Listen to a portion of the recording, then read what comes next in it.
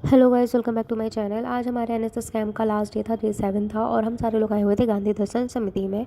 तो यहाँ पे हमने सबसे पहले आके एक वर्कशॉप अटेंड की। उसके बाद हमने यहाँ का म्यूज़ियम देखा। यहाँ पे क्ले म्यूज़ियम था, आर्ट म्यूज़ियम था और एक 3D लाइक म्यूज़ियम भी था। तो हम सारे लोग उसमें गए हुए थे और यहाँ पे बहुत सारा पता है गांधी जी का ओरिजिनल मार्कशीट भी था यहाँ पे।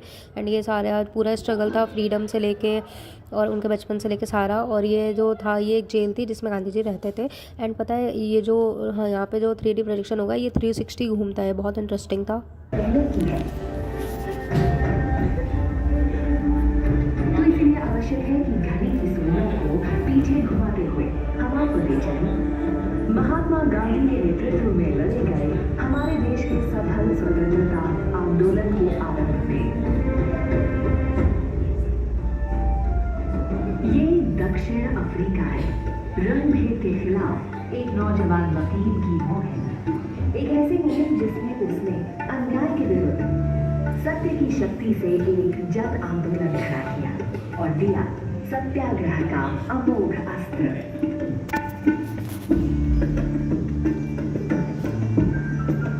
और यही वह कर्मभूमि थी जहां उन्होंने स्वच्छता पर जोर देते हुए स्वच्छता को सामुदायिक जीवन का आवश्यक अंग बनाया।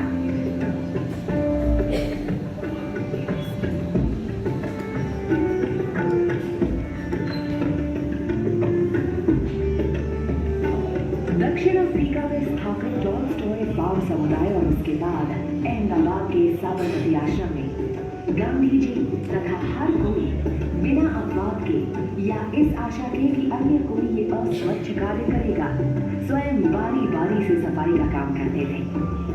अधिकांश भारतीय जिस प्रकार से अस्वच्छ माहौल में रहते थे उससे भली भांति परिचित गांधी जी ने स्वयं उदाहरण बनकर नेतृत्व दिया और लोगों को प्रोत्साहित किया कि अपने बेहतर स्वास्थ्य के लिए वह साफ सफाई और स्वच्छता की आवश्यकता महसूस करें। ये अभ्यास उन्होंने स्वतंत्रता आंदोलन का नेतृत्व करते हुए वर्धा के सेवाग्राम में भी जारी रखा। अपने लेखों में भी वह सदैव स्वच्छता की आवश्यकता पर बल दिया करते थे। हमारी कई बीमारियों का कारण हमारे शौचालयों की बुरी अवस्था है, साथ ही कहीं भी और सब जगह मल त्याग करने की हमारी बुरी आदत। महात्मा गांधी ने एक ऐसे भारत का स्वप्न देखा था जो न सिर्फ स्वतंत्र हो बल्कि स्वच्छ और विकसित भी हो। उनके इस स्वप्न को आदर और महत्ता देते हुए ही प्रधानमंत्री नरेंद्र मोदी ने स्वतंत्रता दिवस 15 अगस्त 2014 को स्वच्छ भारत अभियान की घोषणा की। महात्मा गांधी को सबसे प्रिय था सफाई, स्वच्छता। क्या हम तय करें कि 2019 जब महात्मा गांधी की 150वीं जयंती मनाएंगे, हमारा गांव, हमारा शहर, हमारा गली, हमारा मोहल्ला, हमारे स्कूल, हमारे मंदिर, हमारे अस्पताल, सभी क्षेत्र गंदगी का नामो निशान नहीं रहने देंगे। प्रधानमंत्री का यकीन था कि वैसे तो कई मसले थे जो भारत को हल करने थे, परंतु उन सब में सबसे ज्यादा जरूरी था लोगों का अच्छा स्वास्थ्य सुनिश्चित करना। और भारत तब तक स्वस्थ राष्ट्र नहीं बन सकता था जब तक कि वह इस बेहद पुरानी खुले में शौच की आदत का उन्मूलन नहीं कर लेता। एक ऐसी आदत जो सदियों से एक पीढ़ी से दूसरी पीढ़ी में बढ़ती चली जा रही थी। एक ऐसी समस्या जो आजादी के बाद जनसंख्या बढ़ने से और भी विकराल हो गई थी। खुले में शौच से बीमारियां फैलती हैं, बच्चे बीमार पड़ते हैं और स्कूल नहीं जा पाते। महिलाओं को अंधेरे में अपनी निजता का सहारा ढूंढकर शौच के लिए घंटों इंतजार करना पड़ता है। प्रत्येक के लिए ये आदत न सिर्फ असुरक्षित थी बल्कि अस्वास्थ्यकर भी। ये तो हमारे सपनों का देश नहीं था। विकास का ये एक ऐसा पैमाना था जिससे देश ने नजर हटा ली थी। अनुमान करिए, आजादी के समय देश के कितने प्रतिशत नागरिकों के पास शौचालय की सुविधा थी? मात्र 1%। 3 दशकों के बाद भी कमोबेश यही स्थिति थी। जब हमने अपना पहला उपग्रह अंतरिक्ष में प्रक्षेपित किया,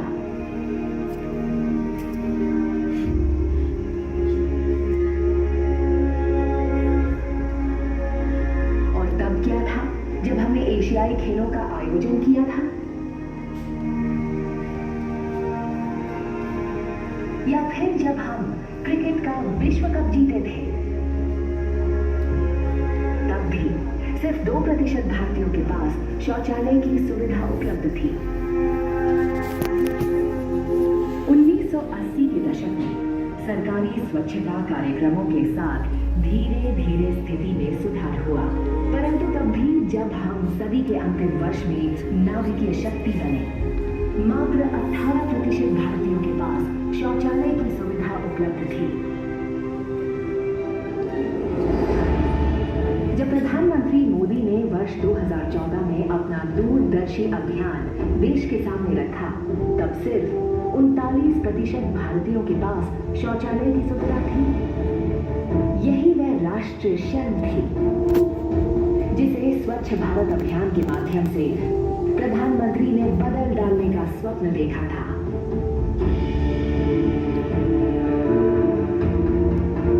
उनकी चाह थी 2019 तक भारत स्वच्छ बन जाए।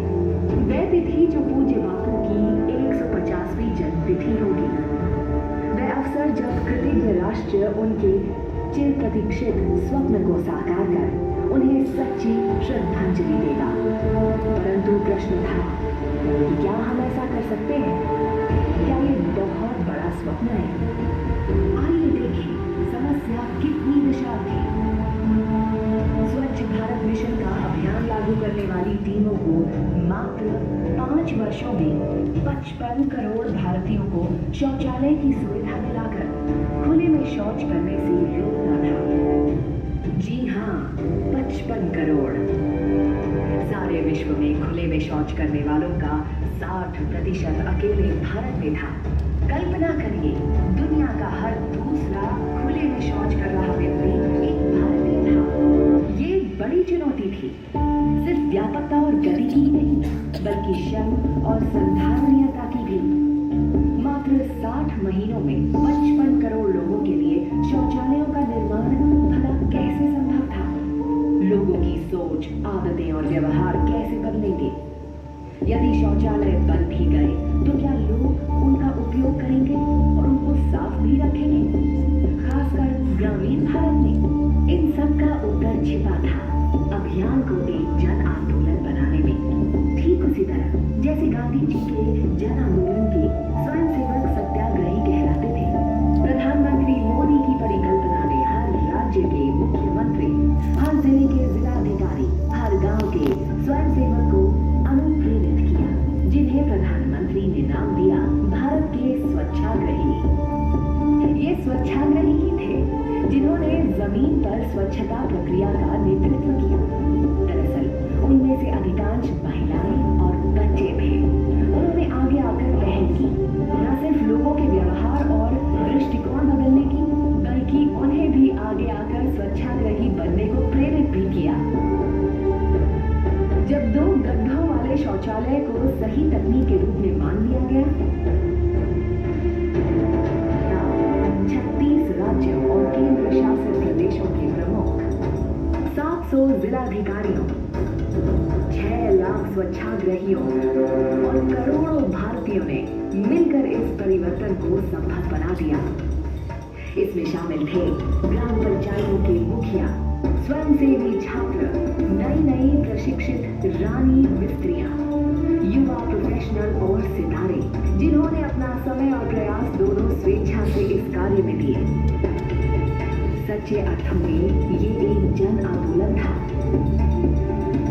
गांधी जी के नेतृत्व में एक आंदोलन गुलामी से मुक्ति का था, परंतु ये आंदोलन बना खुले में शौच से मुक्ति का, अच्छे स्वास्थ्य, सम्मान और सुरक्षा भरे आनंदमय जीवन को जीने की स्वतंत्रता का।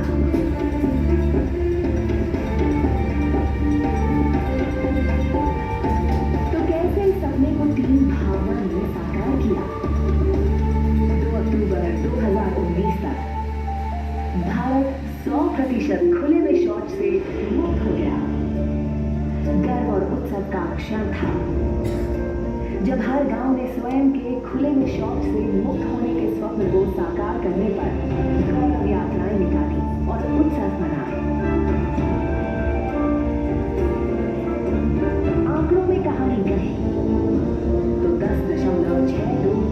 शौचालयों का इन 5 वर्षों में निर्माण कराया गया।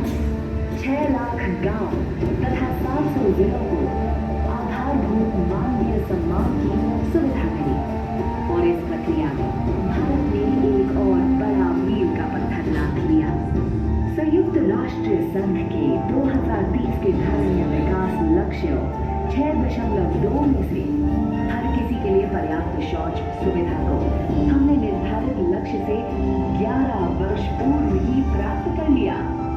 प्रधानमंत्री जी का अभियान सफल हुआ। महात्मा गांधी की 185वीं वर्षगांठ पर राष्ट्र ने एक अनूठी स्वतंत्रता प्राप्त की। एक स्वच्छ वातावरण में रहने की स्वतंत्रता, बेहतर स्वास्थ्य की स्वतंत्रता, सच्चे अर्थों में एक स्वच्छ भारत में एक सम्मान भरा जीवन जीने की स्वतंत्रता। आज ये अभियान जारी है, ये सुनिश्चित करने के लिए कि एक सच्चे स्वच्छ भारत में हमारी स्वच्छ आदतें बनी रहें।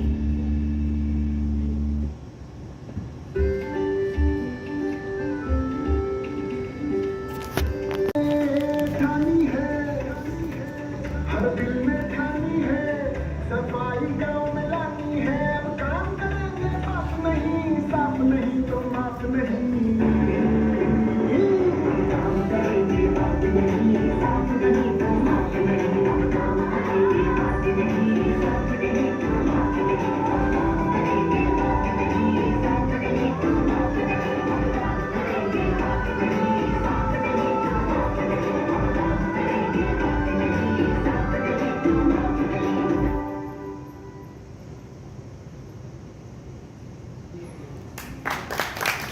हम जिस स्टेज पे बैठे हुए थे ना वो पूरा 360 घूम रहा था और घूम घूम के हम पूरा हमारे 360 स्क्रीन लगी हुई थी और हम उसको देख रहे थे। एंड ये देखिए ये इस तरीके से पूरा मतलब कर रखा था। गेमिंग जोन भी था यहाँ पे, स्वच्छता से रिलेटेड गेमिंग जोन था, क्ले म्यूज़ियम था, आर्ट म्यूज़ियम था और बापू जी ने कैसे लाइक उनका बचपन से लेकर के पूरा मतलब उनकी डेथ तक का पूरा चीज़ इसमें दिखाई गई है। एंड इसके जस्ट अपोजिट में राजघाट है जहाँ पे गांधी जी की समाधि है। एंड ये जो पैर टाइप के हैं ना इनके ऊपर जब आप पैर रखोगे तो ये मतलब वीडियो ऑन हो जाती है और एकदम से ऑडियो भी आ जाता है इसमें। एंड काफ़ी इंटरेस्टिंग था, मतलब मेरी मानिए तो आप एक बार ज़रूर जाइएगा। बहुत अच्छी जगह थी, यहाँ के जो लोग थे वो भी बहुत अच्छे थे। मुझे तो बहुत अच्छा लगा बट मैं पूरी चीज़ आप लोगों को दिखा नहीं पा रही हूँ क्योंकि वीडियो बहुत बड़ी ऑलरेडी हो चुकी है और अगर मैं सारी चीज़ें दिखाऊंगी ना वीडियो बहुत बड़ी हो जाएगी। ये इस तरीके से लगे हुए थे यहाँ पे, I don't know panels type के थे और इन पे कुछ ना कुछ चल ही रहा था, सफाई से, गांधी जी से रिलेटेड, आज़ादी से रिलेटेड सारी चीज़ें। एंड ये कुछ स्क्रीन पे इसमें फ़ोटो ले रहे थे बट ये फिर ख़राब हो गई। एंड इस तरीके से ये सारा कुछ लगा हुआ था यहाँ पे। एंड ये गेमिंग जोन था और यहाँ पे गेम खेल रहे थे और जो कि मेरे से खेला नहीं जा रहा था क्योंकि मैं फर्स्ट टाइम खेली तो मेरे को नहीं समझ में आ रहा था। तो वैसे मज़ा तो आ रहा था, इसमें बिन में ना कचड़ा डालना था। एक और भी गेम था वो भी खेला था। सो गाइज़ तो बस इतना ही था वीडियो, मिलते हैं अगली वीडियो में। Thanks for watching guys, bye bye.